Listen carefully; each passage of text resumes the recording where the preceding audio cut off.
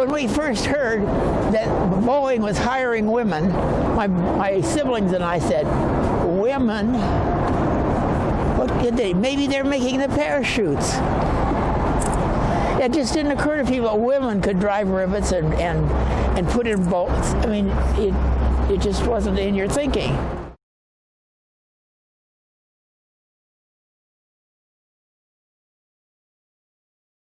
I came here to work in January of 1944, and they assigned me to him as my riveter.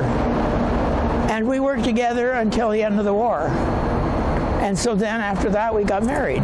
We figured we knew each other pretty well, working together all day, every day for that length of time. So we got married and lived happily ever after for 68 years.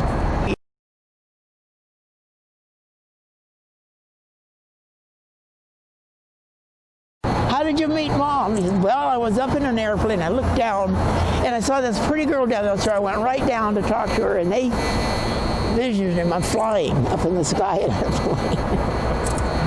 How did you do that, Dad? Did you have a parachute?